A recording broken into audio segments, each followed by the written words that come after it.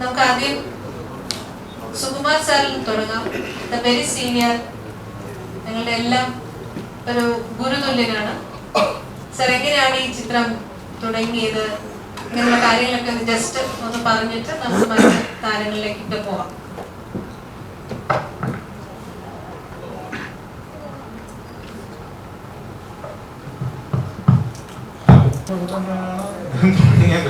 പക്ഷേ വ്യത്യാസം സിനിമയിലെ എൻഡ് പ്രോഡക്റ്റിലാണ് എന്നാണ് ഞാൻ വിശ്വസിക്കുന്നത്. കാരണം ഇത് ദിലീപും പിന്നെ ഇതിൻ്റെ സ്റ്റോറി വിവേക് ഷൈൻ എന്ന് പറഞ്ഞ രണ്ടുപേരും അവർ വന്നിട്ട് നറേറ്റ് ചെയ്തു. കേട്ടപ്പോൾ എനിക്ക് ഇൻട്രസ്റ്റിംഗ് ആയി തോന്നി. പിന്നെ സന്തോഷമാണ്, എനിക്ക് സന്തോഷമാണ് സ്ക്രീൻ പ്ലേ എന്നിവിടെ കേട്ടപ്പോൾ കൂടുതൽ സന്തോഷമായി. അപ്പോൾ അങ്ങനെയാണ് ഇത് തുടങ്ങിയത്. അപ്പോൾ നിങ്ങളെല്ലാവരും കണ്ട് ആസ്വദിക്കാൻ പറ്റുന്ന ഒരു ഹോൾസം എന്റർടൈൻമെന്റ് ഫിലിമാണിത് എന്ന വിശ്വാസത്തോടെയാണ്, ഉറച്ച വിശ്വാസത്തോടെ തന്നെയാണ് ഞാൻ കയറിയതും. അവസാനം അങ്ങനെ തന്നെ വന്ന് പോയിട്ടുണ്ടെന്ന് തന്നെയാണ് വിശ്വസിക്കുന്നത്. So enjoy watching it.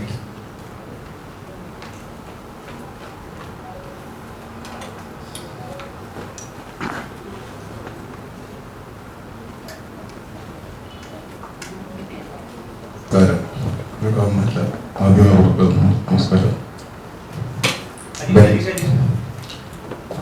ഈ പടം നിർമ്മിക്കുന്നത് ബെൻസി പ്രൊഡക്ഷനാണ്. നസർ സാർ ആദ്യം അവർക്ക് നന്ദി പറയുന്നു. ഇതൊരു സ്റ്റെറിങ് പടത്തിന്റെ പേര്. ഈ പടം ഒരു ത്രില്ലർ മൂവിയാണ്. പ്രേക്ഷകർക്ക് കാണാൻ പറ്റുന്ന എല്ലാ എലമെന്റുകളും ഇതിലുണ്ട്. ഫാമിലി ഉണ്ട്, കോളേജ് ഉണ്ട്, എല്ലാം അടങ്ങിയതാണ് ഈ സിനിമ. ഞാനിപ്പോ വന്നോളം അത്രയും ഇതായി. അപ്പൊ പടം നല്ലൊരു പടമാണ്. അപ്പൊ എല്ലാവരും കാണാൻ വിജയിപ്പിക്കുക. എനിക്കധികം പറയല്ല, എല്ലാവരും പടം കാണാം. ഞാൻ ആദ്യമായിട്ട് ചെയ്യുന്ന പടമാണ്. അപ്പൊ പടം കണ്ടുകഴിഞ്ഞാൽ എല്ലാവർക്കും ഇഷ്ടപ്പെടും എന്നാണ് ഞാൻ വിചാരിക്കുന്നത്. പിന്നെ എല്ലാവരും പ്രേക്ഷകരും എല്ലാവരും സപ്പോർട്ട് ചെയ്യും. അതാണ് ഞാൻ അടുത്തതിന്റെ സ്ക്രിപ്റ്റ് റൈറ്റർ സന്തോഷം. ബെൻസി പ്രൊഡക്ഷന് വേണ്ടി ഞാൻ എഴുതുന്ന രണ്ടാമത്തെ ചിത്രമാണിത്. അസ്കറാണ് നായകൻ. അസ്കറിനെ വെച്ചാണ് ചിത്രം ചെയ്യേണ്ടത് എന്ന് പ്രീ പ്ലാൻഡ് ആയിരുന്നു. അതുകൊണ്ട് നമുക്കൊരു നായകനാര് എന്ന് മുമ്പിലുള്ളതുകൊണ്ട് ഒരു കമേഴ്ഷ്യൽ ചിത്രം എന്ന രീതിയിൽ നമുക്ക് അതിൻ്റെ മറ്റു പ്രവർത്തനങ്ങളിലേക്ക് പോകാൻ എളുപ്പമായിരുന്നു. എനിക്ക് അസറായിട്ട് ഒരു പോലീസ് സബ്ജക്റ്റാണിത്. പേര് സൂചിപ്പിക്കുന്ന പോലെ തന്നെ പോലീസ് ഇൻവെസ്റ്റിഗേഷൻ ബേസ് ചെയ്തുകൊണ്ടുള്ള ഒരു കഥയും തിരക്കഥയാണ് ഒരുക്കിയിരിക്കുന്നത്. എൻ്റെ മുൻ ചിത്രങ്ങളെ പോലെ അതിലൊരു ഔട്ട് ആൻഡ് ഔട്ട് പോലീസ് അല്ലെങ്കിലും അതിൽ ഫാമിലി ഉണ്ട്, റൊമാൻസ് ഉണ്ട്. കാലികമായി പറയാൻ ശ്രമിച്ചു എന്നാണ് എൻ്റെ ഒരു വിശ്വാസം. 21-ാം തീയതി പടം റിലീസ് ചെയ്യുന്നു. നിങ്ങളുടെ സപ്പോർട്ട് മാധ്യമങ്ങളിലൂടെ ഈ പടത്തെ പ്രേക്ഷകരിലേക്ക് എത്തിക്കാൻ നിങ്ങളുടെ പൂർണ്ണമായ പിന്തുണയും സപ്പോർട്ടും നിങ്ങൾ അഭ്യർത്ഥിക്കുകയാണ്. നമസ്കാരം.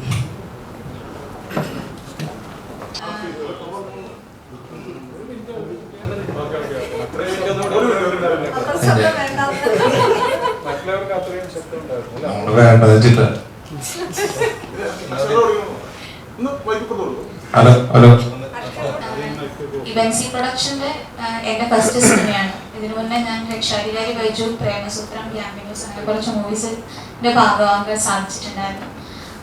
പിന്നെ നമ്മുടെ ഈ 21-ാം തീയതി മൂവി റിലീസാകാൻ പോവാണ്. അപ്പോൾ എല്ലാവരും സപ്പോർട്ട് ചെയ്യണം. ഞാനിതിൽ രാഹുൽ മാധവന്റെ പേരായിട്ടാണ് ചെയ്തിരിക്കുന്നത്. അപ്പം മെയിനായിട്ട് പറയാനുള്ളത് എല്ലാവരും 21-ാം തീയതി സിനിമ കണ്ട് സപ്പോർട്ട് ചെയ്യാന്നുള്ളത്. ഞങ്ങളൊക്കെ വളർന്നു വരുന്ന ആൾക്കാരാണ്. അപ്പൊ നിങ്ങളുടെയൊക്കെ സപ്പോർട്ട് ഉണ്ടായാൽ മാത്രമേ നമുക്ക് ഇനി മുന്നോട്ട് പോകാൻ സാധിക്കുള്ളൂ. അപ്പൊ സപ്പോർട്ട് ചെയ്യണം. കൂടെയുള്ള രണ്ടാമത്തെ സിനിമയാണ്. സിനിമയിലെ ഒരു പ്രധാന ഭാഗത്ത് സിനിമയിലെ നായകൻ അഷ്കർ എന്ന കഥാപാത്രത്തെ വളരെ പ്രധാനപ്പെട്ട കാര്യങ്ങൾ സഹായിക്കുന്ന ഒരു പോലീസുകാരനായിട്ടാണ് ഞാൻ അഭിനയിക്കുന്നത്. എല്ലാവരും പറഞ്ഞ പോലെ 21-ാം തീയതി സിനിമ റിലീസാവുകയാണ്. നിങ്ങളെല്ലാവരും സിനിമ കാണുക, സപ്പോർട്ട് ചെയ്യുക, നിങ്ങളുടെ ഫീഡ്ബാക്സ് ഞങ്ങളെ അറിയിക്കുക. Thank you. 16-ാം പടം റിലീസ് ആവുകയാണ് 21-ാം തീയതി. അപ്പോൾ പടം കാണുക, നല്ല അഭിപ്രായങ്ങൾ പറയുക. പിന്നെ ഒരുപാട് സന്തോഷം സുഖമായിട്ട് കൂടെ സാഞ്ചിയുടെ കൂടെ വർക്ക് ചെയ്യാൻ സാധിച്ചത്. സന്തോഷത്തോടെ 4 പേര് സന്തോഷത്തോടെ വർക്ക് ചെയ്യാൻ സാധിച്ചത്. അപ്പോൾ ഇനി നല്ല പടങ്ങൾ ഉണ്ടാവട്ടെ. Thank you. തിയേറ്ററിൽ വിജയിപ്പിക്കുക 24 റിലീസാണ്. ബാക്കിയുള്ള പടത്തിൻ്റെ ഡീറ്റെയിൽസ് എല്ലാവരും പറയുന്നുണ്ടാവും. അപ്പോൾ ആദ്യമായിട്ട് ഒരുപാട് പടങ്ങളൊന്നും ചെയ്തിട്ടില്ല. എന്തായാലും ചെയ്യുന്ന പടങ്ങളിലൊരു നെഗറ്റീവ് ഷെയ്ഡ് ആദ്യമായിട്ട് ചെയ്യുന്നൊരു ഇതാണ് ചിത്രമാണത്. 4 ക്യാരക്ടറുകൾ ഇത് അത്രേ ഉള്ളൂ. അപ്പോൾ എല്ലാവരും കണ്ട്. അഭിന്നാണ് എൻ്റെ പേര്. ഞാൻ ഫസ്റ്റായിട്ട് ടുമോട്ടിലേക്ക് ഒരു പടം ചെയ്യുന്നതാണ്. അത് ഈ വരുന്ന 21-ാം തീയതി റിലീസാണ്. നിങ്ങളെല്ലാവരും കണ്ട് ഞങ്ങൾ സപ്പോർട്ട് ചെയ്ത് പടം വിജയിപ്പിക്കണമെന്ന് വിശ്വസിക്കുന്നുണ്ട്. പേര് കേൾക്കുമ്പോഴേ അറിയാം നമുക്കിതൊരു കാര്യങ്ങളിലേക്ക് കണ്ടു. കുറച്ചുകൂടെ ഡീറ്റെയിൽ ആയിട്ടൊന്ന് നമ്മളോട് ഡിസ്ക്രൈബ് ചെയ്തത്. അതിനുശേഷം പ്രസ് നിങ്ങളോട് ചോദിക്കാനുള്ള ചോദ്യങ്ങളൊക്കെ ചോദിക്കാം. Ashkar, this is your chance. ആദ്യം തന്നെ എല്ലാ മാധ്യമ പ്രവർത്തകർക്കും ഞങ്ങളുടെ നന്ദി. ഞങ്ങളെ ഇത്രയും സപ്പോർട്ട് ചെയ്യാൻ വേണ്ടി നിങ്ങളെല്ലാവരും വന്നതിൽ ഒരു ചെറിയൊരു സോറി നിങ്ങൾ കുറച്ചിലേക്ക് വെയിറ്റ് ചെയ്യിപ്പിച്ചത്. ഞങ്ങളുടെ കേസ് ഡയറി എന്ന് പറയുന്ന സിനിമ ആക്ഷൻ മൂവിയാണ്. അതിലൊരു ക്രൈമുണ്ട്, അതിലൊരു കുറ്റാന്വേഷണമുണ്ട്, അതിൽ സാറ് പറഞ്ഞ റൊമാൻസ് ഉണ്ട്, ഒരു ഫാമിലി എൻ്റർടൈൻമെൻറ്റ് മൂഡുണ്ട്, ഫ്രണ്ട്ഷിപ്പിൻ്റെ കഥ പറയുന്നുണ്ട്. അപ്പോൾ ഈ എലമെൻ്റ് എല്ലാം ചേർത്ത് പിടിച്ചിട്ടാണ് എനിക്ക് എൻ്റെ പോലീസ് കഥാപാത്രത്തിൻ്റെ പേര് ക്രിസ്റ്റി സാം എന്നാണ്. ഈ ക്രിസ്റ്റി സാം ഇവരിലൂടെ എല്ലാം സഞ്ചരിച്ച് പോയി ക്ലൈമാക്സിൽ എത്തുന്നതാണ് ആ ഇൻവെസ്റ്റിഗേഷൻ ഫിനിഷ് ചെയ്യുന്നത്. അതാണ് ഇതിൻ്റെ മെയിൻ എലമെൻറ്റ്. കൂടുതലൊന്നും നമുക്ക് സിനിമയെ പറ്റി പറയാൻ പറ്റത്തില്ല, കാരണം സസ്പെൻസ് ഇൻവെസ്റ്റിഗേഷൻ മൂവി ആയതുകൊണ്ട് ഇത്രയും ത്രില്ലറല്ലേ. അപ്പം നിങ്ങൾക്ക് അറിയാമല്ലോ, നമുക്ക് തിയേറ്ററിൽ തന്നെ നിങ്ങളെല്ലാവരും 21-ാം തീയതി ഒന്ന് കാണുക, ഞങ്ങളെല്ലാവരും സപ്പോർട്ട് ചെയ്യുക. മാധ്യമപ്രവർത്തകരെ നിങ്ങൾ തന്നെ മീഡിയ മാക്സിമം ജനങ്ങളിലേക്ക് എത്തിക്കുക, തിയേറ്ററിൽ എത്താൻ അവർക്ക് പ്രചോദനം കൊടുക്കുക. നല്ല നല്ല മൂവികൾ ഇനി വരട്ടെ, നമ്മുടെ മൂവികൾ പോലെ. പിന്നെ അതുപോലെ ബെൻസി പ്രൊഡക്ഷൻ്റെ 3ാമത്തെ മൂവിയാണ് ഞാൻ അഭിനയിക്കുന്നത്. അതിന് എനിക്ക് അവസരം തന്ന എൻ്റെ പ്രൊഡ്യൂസർ ബെൻസിൻ നാസർ സാറിനോട് ഒരുപാട് നന്ദി പറയുന്നു. അപ്പോൾ എനിക്ക് ക്രിസ്റ്റി സാം എന്ന് പറഞ്ഞൊരു കഥാപാത്രം എഴുതി തന്ന ആ കഥാപാത്രം തന്ന AK സന്തോഷ് സാറിനോട് ഒരുപാട് നന്ദി. എൻ്റെ ഡയറക്ടർ ദിലീപ് സാർ, അദ്ദേഹത്തോട് നന്ദി പറയുന്നു. പിന്നെ P. സുമാർ സാർ എന്നെ ഒരുപാട് ഹെൽപ്പ് ചെയ്തിട്ടുണ്ട് എൻ്റെ ഈ ക്യാരക്ടറിന് വേണ്ടി. പിന്നെ എന്നെ സപ്പോർട്ട് ചെയ്ത് എൻ്റെ കൂടെയുള്ള എല്ലാ ആർട്ടിസ്റ്റുകളും കിച്ചുട്ടല്ല, സനൽ, അമീർ, നിയാസ്, ഗോകുൽ, അബി, ഞാൻ നായിക നിരഞ്ജന, പിന്നെ ഞാൻ എന്തായാലും തൊണ്ടയാണ് കേട്ടോ, സന്തോഷം കൊണ്ടാണ് ഭയങ്കര തൊണ്ടയെ കുറിച്ച്. അപ്പോൾ ഒരുപാട് സന്തോഷം. മറ്റന്നാൾ സിനിമ റിലീസാണ്. അതിൻ്റെ ഒരു എക്സൈറ്റ്മെൻറ്റും ടെൻഷനും ഒക്കെ ഉണ്ട്. ഞങ്ങളെല്ലാവരും അതിൻ്റെ ഒരു പുറകെ ഓട്ടത്തിലാണ്, യാത്രയിലാണ്. Thank you. ബാലയുണ്ട്, റിയാസ് ഖാൻ, പിന്നെ ഏറ്റവും എടുത്തു പറയാനുള്ളത് വിജയരാഘവൻ സാർ, പിന്നെ സാക്ഷി അഗവാർ, അത് ചെന്നൈയിൽ നിന്ന് ഒരു ഹീറോയിൻ നമ്മുടെ. ഇനിയും ചെറിയ ബിജുകുട്ടൻ, അങ്ങനെ നിരവധി ആൾക്കാരുടെ ഉണ്ടായിട്ട് അവർക്ക് ഇവിടെ എത്താൻ പറ്റിയിട്ടില്ലേ പടത്തിൽ. അവൻ്റെ റിയാസ് ഖാൻ. പിന്നെ ഈ സിനിമ ശരിക്കും 2 ഘട്ടങ്ങളായിട്ടുണ്ട് ഞാൻ ഷൂട്ട് ചെയ്തത്. 2 ഘട്ടം എന്ന് വെച്ചിട്ടുണ്ടെങ്കിൽ കുറച്ച് ഷൂട്ട് ചെയ്ത് കഴിഞ്ഞിട്ട് ബ്രേക്ക് ചെയ്തിട്ട് ഒരു കൊല്ലം കഴിഞ്ഞിട്ട് ഈ പടം 2ാമത് ഷൂട്ട് ചെയ്തത്. എന്താ വെച്ചാൽ ഈ സിനിമയിൽ വെച്ചിട്ടുണ്ടെങ്കിൽ 2 കാലങ്ങളുണ്ട്. അപ്പൊ അതിന് വേണ്ടിയിട്ട് നമ്മൾ നാച്ചുറൽ ആവാൻ വേണ്ടിയിട്ട് കുറച്ച് ബ്രേക്ക് ചെയ്തിട്ടാണ് 2ാമത്തെ കാലം നമ്മൾ ഷൂട്ട് ചെയ്തത്. അങ്ങനെ ഇതിന്റെ സിനിമയുടെ ഒരു രീതി നമ്മൾ ഷൂട്ട് ചെയ്ത് ഇത്രയ്ക്ക് എത്തിച്ചത്. അപ്പൊ നല്ല റിസ്ക് എടുത്തിട്ടാണ് ഈ സിനിമ നമ്മൾ ഇവിടെ വരെ എത്തിച്ചത്. പിന്നെ സ്റ്റോറി കുറച്ചൊന്നും പറയാൻ വെച്ചാൽ എൻ്റെ സ്ക്രിപ്റ്റ് റൈറ്റർ ഇവിടെ കേട്ടെ, ഞാൻ ചെറുതായിട്ട് അല്ല, ഇത് ബേസിക്കലി പറഞ്ഞ പോലെ നിങ്ങൾക്ക് എല്ലാവർക്കും അറിയാലോ, ഇതിൻ്റെ ഒരു എപ്പോഴും സംവിധായകനേക്കാളും എഴുത്തുകാരനേക്കാളും മുന്നേ കയറി ചിന്തിച്ചോടുന്നവരാണ് പ്രേക്ഷകർ. അപ്പൊ എൻ്റെ ഭാഗത്ത് നിന്ന് എന്തെങ്കിലും ഒരു ആവേശം മൂത്ത് പറഞ്ഞാൽ ചിലപ്പോൾ അത് ഒരു എന്തായാലും ഒരു ക്രൈം ആൻഡ് പോലീസ്, കള്ളനും പോലീസ് തന്നെയാണ് കഥ. അത് പറയുന്നത് കുറച്ച് വ്യത്യസ്തമായിട്ട് പറഞ്ഞു എന്ന് തോന്നുന്നു. പ്രേക്ഷകരാണ് എൻ്റെ അവസാന വിധി എഴുതുന്നത്. അസ്തന്റെ ഞാനുമായിട്ട് ചെയ്യുന്നവരാണ്. കാരണം മമ്മൂക്കായിട്ട് ഞാൻ പടം ചെയ്തിട്ടുണ്ട്, മമ്മൂക്കയുടെ തൊട്ട് താഴെയുള്ള ഞാൻ ഇബ്രാഹിംകുട്ടിയെ വില്ലനാക്കി ഷാർജ ചെയ്തിട്ടുണ്ട്. അത് കഴിഞ്ഞ് ഇബ്രാഹിംകുട്ടിയുടെ മകൻ മക്ബൂൽ സൽമാൻ അഭിനയിച്ചിട്ടുണ്ട്, അസുരേന്ദ്രൻ ചെയ്തിട്ടുണ്ട്. ഇപ്പം ആ കുടുംബത്തിൽ നിന്ന് അസ്കർ, മമ്മൂക്കയുടെ പെങ്ങളുടെ മകൻ അസ്കർ അവൻസരിയും വീണ്ടും DNA ആയിരുന്നത് രണ്ടാമത്തെ പടം ക്രൈം കേസായിരുന്നു. ഇനി ഒന്നി പഠിച്ചാൽ 3 രണ്ടെണ്ണമായിട്ടുണ്ട്. ഇനി ഒരെണ്ണം ചിലപ്പോൾ സംഭവിക്കട്ടെ. പിന്നെ അതൊരു ചോദിക്കാനെങ്കിൽ ഞാൻ പറയാം. വിജയകാലത്തെ ക്യാരക്ടർ റിട്ടയർഡ് SP ആണ്. നമ്മൾ ഒരുപാട് ഫാദർ സൺ ബോണ്ടിങ്, പലതരത്തിലുള്ള ബന്ധങ്ങൾ നമ്മൾ കണ്ടിട്ടുണ്ട്. ഇതൊരു അച്ഛൻ മകൻ ആണോ എന്ന് ചോദിച്ചാൽ ആണ്. പക്ഷെ അതൊക്കെ മേലെ എന്ന് പറയുന്ന ഒരു ബന്ധം ഈ അച്ഛനും മകനും തമ്മിലുണ്ട്. അസ്കറിൻ്റെ ഫാദറായിട്ടാണ് കുട്ടികളെ അഭിനയിക്കുന്നത്. വേറെ എന്തെങ്കിലും?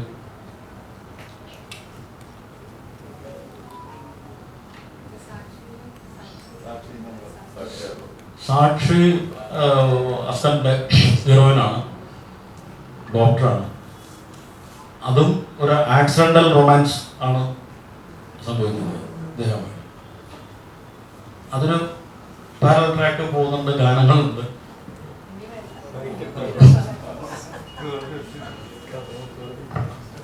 ഞാൻ സുസാറിന് ഞാൻ ഒന്നും കൊടുക്കാം.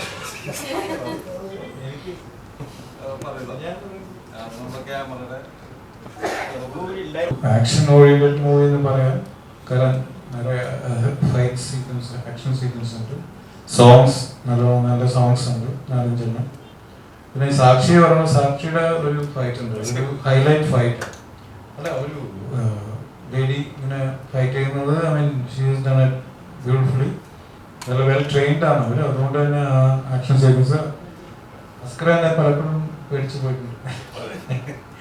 അല്ല, അസ്കറും മനോഹരമായി ചെയ്തിട്ടുണ്ട് ആക്ഷൻ സീക്വൻസ് ഒക്കെ. അസ്കർ, രാഹുൽ മാധവ് എല്ലാവരും നന്നായിട്ട് അവരുടെ ഭാഗം, ഇവർ കൗണ്ടർ പാർട്സ് ആണ് ഇവരൊക്കെ ചെയ്തത്. ഷൂട്ടിലാണെന്ന് തോന്നുന്നു. അതുപോലെ റിയാസ് ഖാൻ എല്ലാവരും ഞങ്ങളെ സപ്പോർട്ട്. ഞങ്ങളെല്ലാവരും ഒരു സഹോദരന്മാരെ പോലെയും സഹോദരിമാരെ പോലെയും ഒരു ക്രൂ മെമ്പേഴ്സ്, ആ ഒരു സ്നേഹബന്ധം എല്ലാവരും ഉണ്ടായിരുന്നു. അതുകൊണ്ട് അതിന് നല്ല റിസൾട്ട് വന്നിട്ടുണ്ടെന്ന് ഇവർ പറയുന്നു. ഞാൻ പോലീസ് ഓഫീസറായിട്ട് ഫസ്റ്റ് ചെയ്തൊരു മൂവിയാണ്. അതിൻ്റെ ഒരു എക്സൈറ്റ്മെന്റ് എനിക്ക് ഭയങ്കരമായിട്ടുണ്ട്. എന്നേക്കാൾ മുമ്പ് പോലീസ് വേഷം ചെയ്ത കിച്ചു, ഗോകുൽജി, അമീല ചെയ്തിട്ടുണ്ടോ പോലീസ്? പോലീസ് പിടിച്ചിട്ടുണ്ട്. അപ്പോൾ ഓക്കെ. അപ്പോൾ ഇവരെ കൂടെ വർക്ക് ചെയ്യാൻ പറ്റിയ ഒരുപാട് സന്തോഷം. നല്ല രീതിയിൽ തന്നെയാണ്. രാഹുൽ ചെയ്തിട്ടില്ലേ? രാഹുൽ മാധവ് ചെയ്തിട്ടുണ്ട്. മിക്കവരും റിയാസ് ഖാനൊക്കെ പോലീസ് ഓഫീസർ. എൻ്റെ ഫസ്റ്റ് ഒരു പോലീസ് മൂവിയാണ്. അപ്പം നിങ്ങളെല്ലാവരും സപ്പോർട്ട് ചെയ്യുക. കൂടുതലൊന്നും പറയാനില്ല എന്ന് വിചാരിക്കുന്നു. മറ്റന്നാൾ സിനിമ റിലീസാണ്. അതിൻ്റെ ഒരു ടെൻഷനും പേടിയിലുമാണ് ഞങ്ങൾ. മമ്മൂക്കയുടെ ആരോഗ്യം പൂർണ്ണ ആരോഗ്യമായി തിരിച്ചു വരുന്നു എന്നൊരു സന്തോഷകരമായ വാർത്ത വരികയും അത് ചലച്ചിത്ര ലോകം ആകെ ഏറ്റെടുക്കുകയും ഒക്കെ ചെയ്തിരുന്നു. എന്താണ് അസ്കർ എന്ന് പറയുന്നത്? അല്ലെങ്കിൽ കൂടുതൽ എന്തെങ്കിലും അസ്കറിന് പറയാൻ കഴിയും?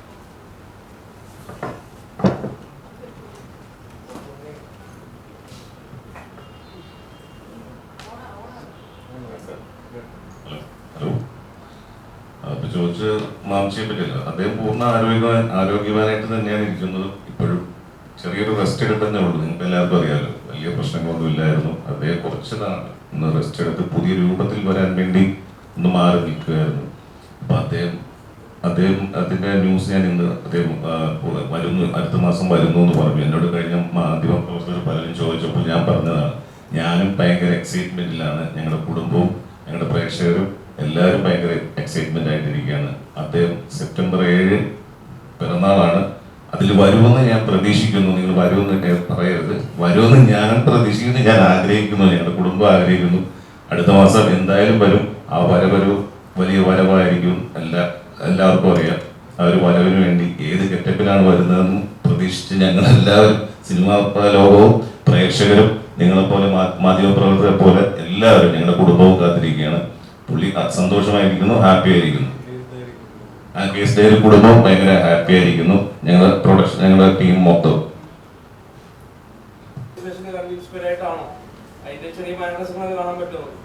അദ്ദേഹത്തിന്റെ മാനറിസം എന്ന് പറഞ്ഞാൽ കുട്ടിക്കാലം തൊട്ട് അദ്ദേഹത്തെ കണ്ടുവന്ന ഒരാളാണ്. കുട്ടിക്കാലം തൊട്ട് അദ്ദേഹത്തിന്റെ സിനിമകളാണ് ഞാൻ ആദ്യമായിട്ട് പോലീസ് വേഷത്തിൽ കണ്ടത്.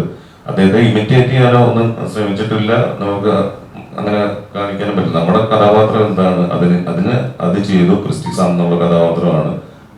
അല്ലാതെ സിനിമ ഇൻസ്പയർ ആണ്. അദ്ദേഹം ആർക്കും ഇൻസ്പയർ അല്ലാത്തത്, എല്ലാവർക്കും ഇൻസ്പയർ അല്ല. കുടുംബത്തിലുള്ള എനിക്ക് കൂടുതൽ ഇൻസ്പയർ ഉണ്ട്. ഞാൻ പുള്ളിയുടെ ഫാൻ ബോയ് ആണ് എന്തായാലും. അത് കഴിഞ്ഞിട്ടാണ് എല്ലാവരും മറ്റ് സൂപ്പർ സ്റ്റാറുകളുടെ ഫാനായത്. ഡീനെ കാര്യം ചോദിച്ചിട്ടുണ്ട്, എന്താന്ന് ചോദിച്ചിരുന്നു. ഈ സിനിമയുടെ ഞാൻ ഇത് അയച്ചു കൊടുത്തിട്ടുണ്ടായിരുന്നു. അല്ലാതെ ഇതിന്റെ ഡെഫിനേഷൻ പറഞ്ഞ കേസ് ഡയറി എന്ന് പറയുമ്പോൾ നമുക്കറിയാലോ, ഇതിന്റെ ഡെഫിനേഷന്റെ ആവശ്യമില്ല.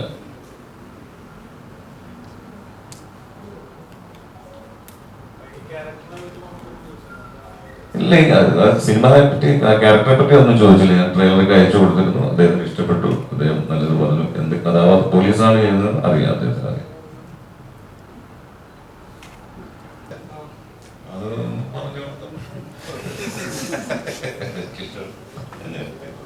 അപ്പൊ ഞാൻ 2 കാലഘട്ടമൊക്കെ എടുത്തത് നമ്മൾ ചേഞ്ചസ് വേണമായിരുന്നു. എന്റെ ക്യാരക്ടറിന് പോലീസ് ലുക്ക് വേണമായിരുന്നു. ഇതിനു മുമ്പുള്ള കാലഘട്ടത്തിൽ വേറൊരു കോളേജ് സെറ്റപ്പും ഫ്രണ്ട്ഷിപ്പും ഒക്കെ ആയിരുന്നു. ഒരു വേറെ കഥാപാത്രമായിരുന്നു. അപ്പൊ ഇതിലേക്ക് വരാൻ വേണ്ടിയുള്ള ഒരു താമസം ബാക്കി ഒരുപാട് ആർട്ടിസ്റ്റുകളുടെ അവരും ഗെറ്റപ്പ് ചേഞ്ച് ചെയ്യണമായിരുന്നു. അപ്പൊ അതിനുവേണ്ടി കുറച്ച് നാൾ ഞങ്ങൾ വെയിറ്റ് ചെയ്തിട്ടാണ് ഈ പോലീസിലേക്ക് എത്തിയത്. കാരണം ഈ പോലീസ് എന്ന് പറയുന്ന ക്രിസ്റ്റി സാം എന്ന കഥാപാത്രത്തിന് ആവശ്യമായിരുന്നു ഗെറ്റപ്പ് ചേഞ്ചും. പിന്നെ അതുപോലെ ഗോകുൽ ജിയാണ് എൻ്റെ കൂടെ സപ്പോർട്ട് ചെയ്യുന്ന പോലീസ് ഓഫീസർ. കാരണം അദ്ദേഹത്തിന്റെ കൂടെ അദ്ദേഹം ഞാൻ ഒരുപാട് ഹെൽപ്പ് ചെയ്യുന്ന അദ്ദേഹം വഴിയാണ് ഞാൻ പല തലങ്ങളിലേക്ക് എത്തുന്നത്. പിന്നെ വിജയരാഘവൻ ചേട്ടൻ എന്നെ ഒരുപാട് ഹെൽപ്പ് ചെയ്തു. ഈ കഥാപാത്രത്തിനും ഹെൽപ്പ് ചെയ്തു, അല്ലാതെ എന്നെ അഭിനയ കാര്യത്തിൽ ഒരുപാട് ഹെൽപ്പ് ചെയ്തു.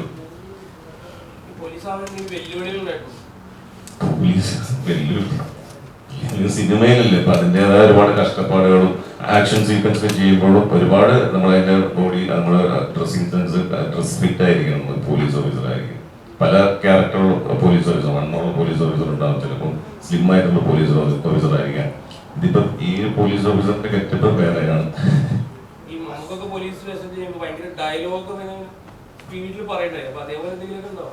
ഇതില് നല്ല കടുകട്ടി ഡയലോഗ് ഉണ്ട്. അത് ഞങ്ങളുടെ സ്ക്രിപ്റ്റ് റൈറ്റർ എനിക്ക് തന്ന ഒരു വലിയ സമ്മാനമാണ്. എനിക്കത് ചെയ്യാൻ പറ്റിയ ഒരു നല്ല വെല്ലുവിളിയായിരുന്നു. ഭയങ്കര വെല്ലുവിളിയായിരുന്നു. അതെനിക്ക് ചെയ്ത് വലിപ്പിക്കാൻ പറ്റിയെന്ന് ഞാൻ വിശ്വസിക്കുന്നു. അത് സപ്പോർട്ട് ചെയ്ത പി സുകുമാർ സാറ്, ഡയറക്ടർ, പിന്നെ ഒരു കൂടെ അഭിനയിച്ച അമീർ നിയാസ്, കിച്ചു ഡെല്ലസ്, ഗോകുൽ. കാരണം ഞങ്ങൾ തമ്മിലുള്ള ഒരു സ്റ്റേഷൻ ഒരു പരിപാടിയുണ്ട്, വലിയ കടുകട്ടി ഡയലോഗുള്ള ഒരു സംഭവം. പിന്നെ അതിൽ ക്ലൈമാക്സിലുണ്ട് കടുകട്ടി ഡയലോഗ് റിയാസ് തനിക്കായിട്ട്. ഡയലോഗിന് ഒരു കുറവ് വരുത്താതെ AK സന്തോഷ് സാർ എല്ലാവർക്കും തന്നിട്ടുണ്ട്. ഇച്ചിരി കട്ടിയുള്ള ഡയലോഗ്സ് എനിക്ക് മാത്രമേ തന്നിട്ടുള്ളൂ, ബാക്കി എല്ലാവർക്കും ഉണ്ട്. പിന്നെ ഗോകുലിന്റെ പേര് തന്നെ ഒരു വ്യത്യാസമായ പേരാണ് അദ്ദേഹം കൊടുത്തിരിക്കുന്നത്. ഗോകുൽ എന്ന് പറയും. ആ സമയത്ത് അഷ്ടമി ഹെൽപ്പ് ചെയ്യുന്ന ഒരു പോലീസുകാരുടെ ക്യാരക്ടറാണ്. എൻ്റെ ക്യാരക്ടറിന്റെ പേര് വ്ളാഡിമർ എന്നാണ്. ഇതിന് മുന്നേ സിനിമയിലൊന്നും ഞാൻ ആ പേര് കേട്ടിട്ടില്ല. ജീവിതത്തിൽ കേട്ടിട്ടുണ്ടെന്നല്ല, സിനിമയിൽ അങ്ങനെ കേട്ടിട്ടില്ല. അതിൻ്റെ ഏറ്റവും വലിയ മറ്റൊരു രസം എന്ന് പറഞ്ഞാൽ, രസമല്ല, മറ്റു വേറൊരു കാര്യം എന്ന് പറഞ്ഞാൽ, ആ വ്ളാഡിമർ എന്ന് പറഞ്ഞാൽ ഉദ്യോഗസ്ഥനായ അഷ്കറിന്റെ ക്യാരക്ടർ വിളിക്കുന്നത് ബ്ലാഡി എന്ന്. എപ്പോഴും ബ്ലാഡി എന്നുള്ളത് എല്ലാ ഇമോഷനിലും ബ്ലാഡി എന്ന് വിളിക്കും. ഔദ്യോഗികപരമായിട്ട് വിളിക്കുമ്പോഴും ബ്ലാഡി എന്ന് വിളിക്കും. അതുപോലെ സഹോദരമായിട്ടും ബ്ലാഡി എന്ന് വിളിക്കും. സ്നേഹത്തോടു കൂടിയും ബ്ലാഡി എന്ന് വിളിക്കും. അപ്പം അങ്ങനെ ഒരു വ്യത്യസ്തമായിട്ടുള്ളൊരു പേര് എനിക്ക് ഈ സിനിമയിലുണ്ട്. അതിന് സന്തോഷമായിട്ടുണ്ട്. Thank you.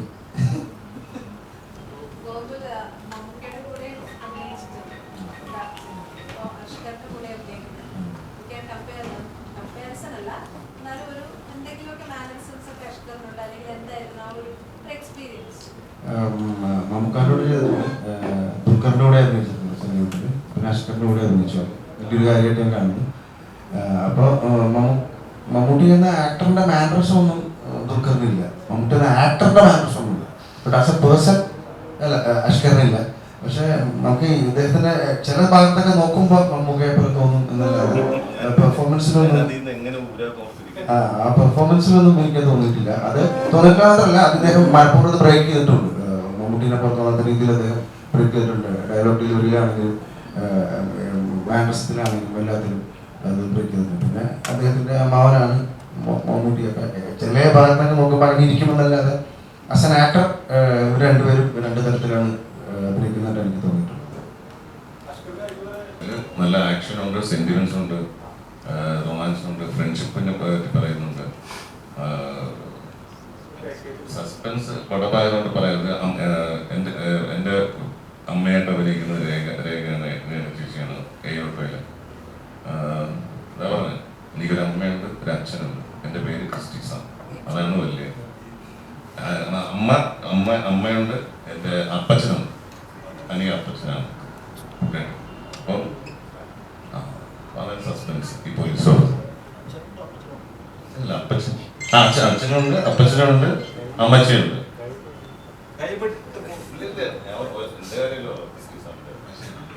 നല്ല സസ്പെൻസ് ഉള്ള പടമാണ്. നമുക്ക് ത്രില്ല ഇങ്ങനെ സിനിമ കണ്ടോണ്ടിരിക്കുമ്പോൾ നമുക്കത് ഇതിപ്പോ എന്താണ് അങ്ങനെ നമ്മൾ ശരിക്കും ഇത് വർക്കൗട്ട് ചെയ്യുന്നുണ്ട്. ശരിക്കും അത്രയും ബുദ്ധിമുട്ടാണ് ഇത് ചെയ്തിരുന്നത്.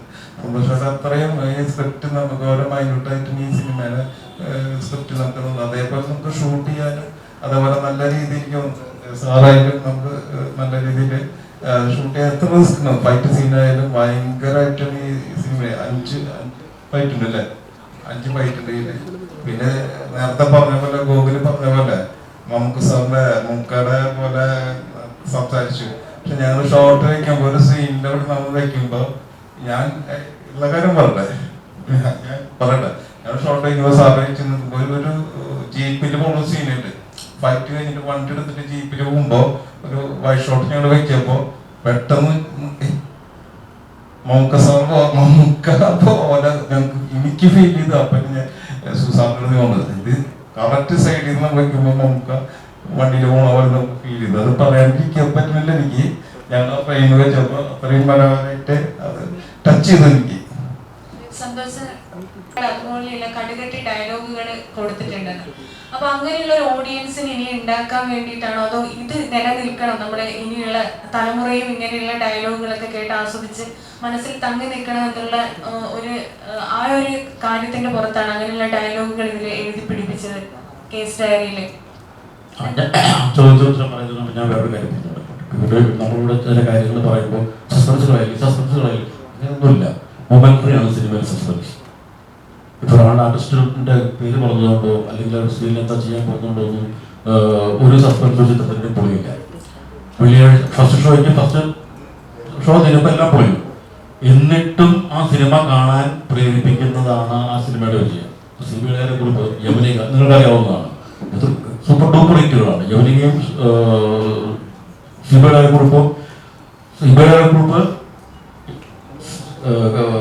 CBI ഓഫീസേഴ്സിനെ കാണിച്ചുകൊണ്ടിരുന്ന ഒരു പടമാണ്. വർഷങ്ങളോളം ഡെപ്യൂട്ടേഷനിൽ വരുന്ന CBIക്ക് വരുന്നവരെ കാണിച്ചുകൊണ്ടിരുന്നത്. യവനിക ഇന്നും ആരാണത് കൊന്നത് നമുക്ക് എല്ലാവർക്കും അറിയാം. നമ്മളെ നോക്കിട്ട് റിപ്പീറ്റ് ഓഡിയൻസ് ആയിരുന്നു. അപ്പൊ അത്തരം സസ്പെൻസുകൾ നമ്മൾ മേടിക്കുന്നതിലൊന്നും വലിയ അർത്ഥങ്ങളില്ല. അതുപോലെ ചോദ്യത്തിലേക്ക് വരാം. ആ ഒരു കാലഘട്ടത്തിൽ സുരേഷ് ഗോപി, മമ്മൂക്ക എന്നുള്ള കാലഘട്ടങ്ങളിൽ നമ്മൾ പൊളിറ്റിക്കൽ സിനിമകൾ വളരെ കൂടുതലായിരുന്നു. അന്ന് പൊളിറ്റിക്സിൽ അങ്ങനെ കുറെ കണ്ടന്റുകൾ ഉണ്ടായിരുന്നു. ആ ഒരു കാലഘട്ടത്തിലാണ് ഞാൻ പറഞ്ഞത് 90s. അത് തുടങ്ങി വെച്ചപ്പോൾ അത് ഡെലിവറി റെൻഡർ ചെയ്യാൻ പറ്റുന്ന ആർട്ടിസ്റ്റുകൾ, അതങ്ങനെ പറഞ്ഞാൽ അന്നത്തെ തലമുറകൾ 2 തലമുറകളുണ്ട്, കാണികളുള്ള തലമുറകൾ.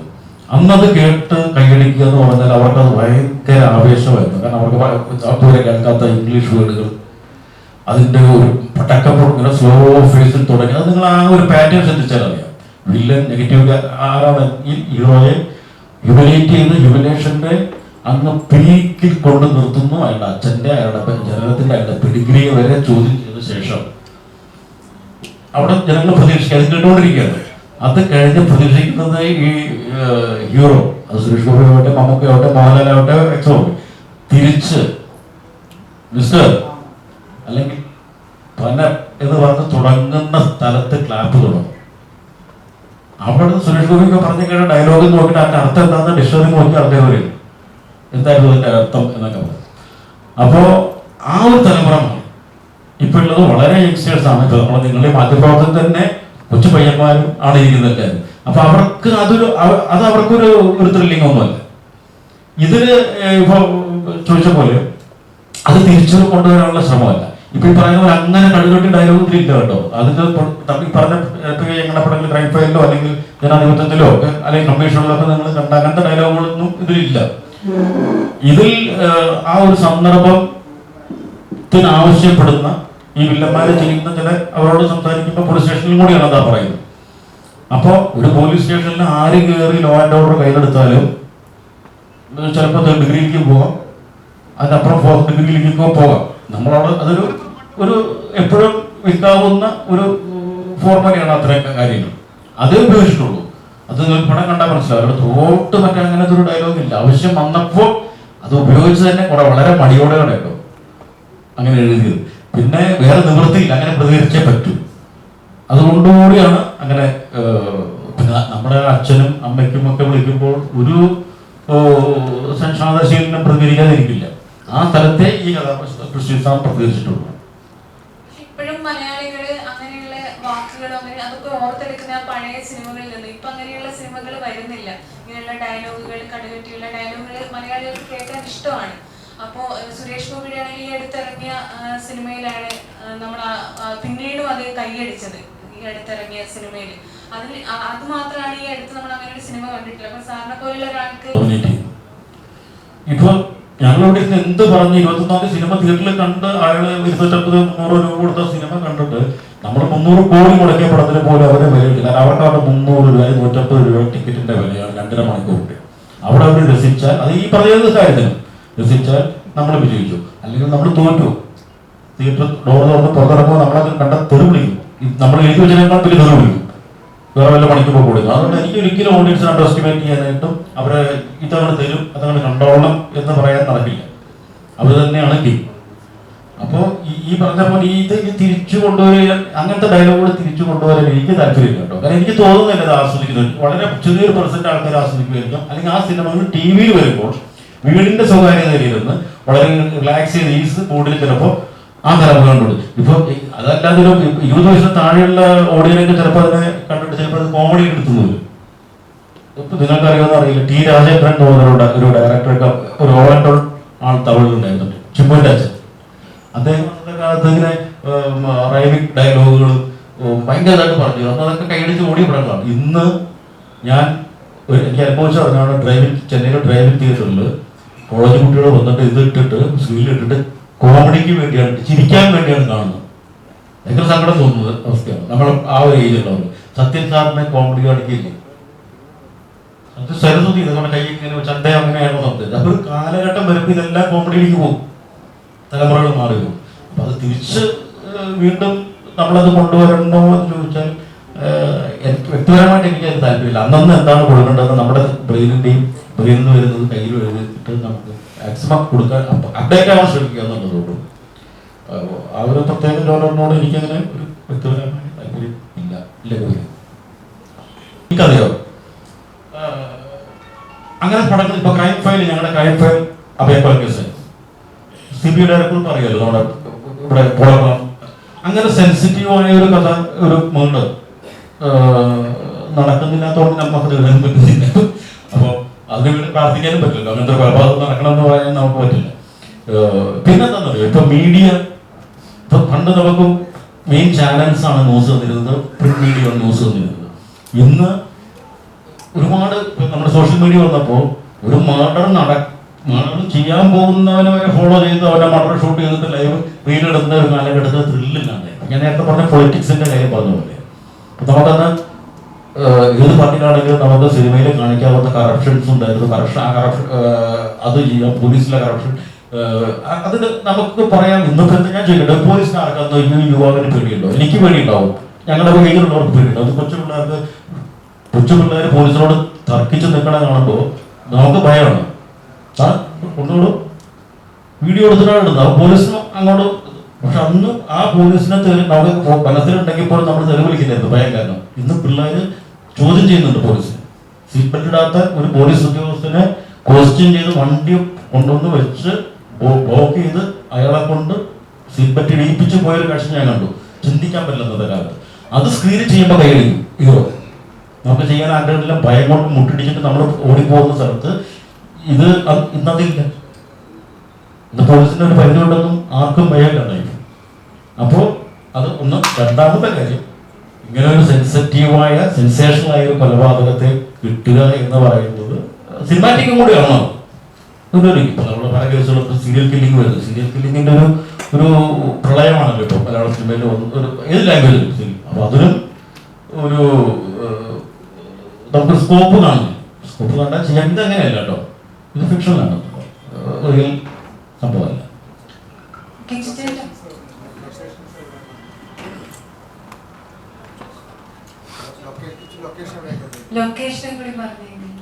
നമുക്ക് മെയിനായിട്ട് പൊന്നാനി, ഒറ്റപ്പാലം, ഗോവ, സ്ഥലത്തുണ്ടായിട്ടുള്ളൂ. അതാണ് മെയിനായിട്ട് ഒറ്റപ്പാലം, പൊന്നാനി, ഗോവ, കോവളം, പിന്നെ ശ്രീരംഗം, തമിഴ്നാട്ടിൽ ഇവിടങ്ങളാണ് മെയിൻ ഷൂട്ടിംഗ്. ഇതില് നായകനാണോ അതോ വില്ലനാണോ അതോ എന്താണ് കഥാപാത്രം? എങ്ങനെയാണ്? ഒരുപാട് പടങ്ങൾ ചെയ്തിട്ടുണ്ട്, ഒരുപാട് സിനിമകൾ പോലീസ് വേഷം ചെയ്തിട്ടുണ്ട്. ഇതെങ്ങനെയാണ് കേസ് ഡയറി വേറിട്ട് നിൽക്കുന്നത്? പോലീസ് അല്ല, വില്ലൻ നെഗറ്റീവ് ഷെയ്ഡുള്ള ഒരു കഥാപാത്രമാണ്. ഈ സിനിമയ്ക്ക് ആവശ്യമായ ഒരു ഘട്ടത്തിൽ വരുന്നതും ഇവരുടെ ഇടയിലേക്ക് സംഭവിക്കുന്ന ഒരു കേടാണ് ഞാൻ ഈ പടത്തിൽ. ഞാൻ പുള്ളി ഒരുമിച്ചാണ്. നെഗറ്റീവ് ഷെയ്ഡാണ് ഇവരുടെ. നെഗറ്റീവ് ഷെയ്ഡ് കഥാപാത്രം ചെയ്യാനാണോ കൂടുതൽ ഇഷ്ടം? അഭിനയിക്കാൻ ഇഷ്ടം. അപ്പൊ ഏത് കിട്ടിയാലും നമുക്ക് രസമല്ലേ. ഡയറക്ടർ തന്നെ അല്ലെങ്കിൽ അവർ തന്നെ നമ്മൾ ചെയ്യുന്നത്.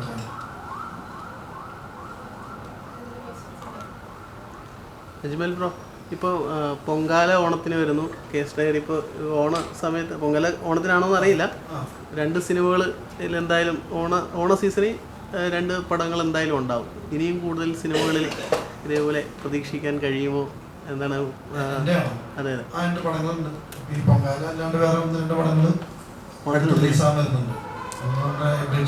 പടമുണ്ട്, പിന്നെ തമിഴ് വെബ് സീരീസ് ചെയ്തിട്ടുണ്ട്. അതുകൊണ്ട്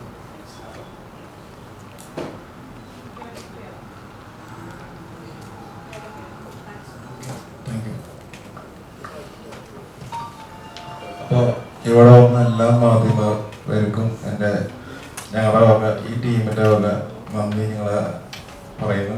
അപ്പം എല്ലാവർക്കും ഒരു കോടി നന്ദി പറഞ്ഞു. ഇവിടെ സഹകരിച്ച മാധ്യമങ്ങൾക്ക് എല്ലാവർക്കും നന്ദി പറയും.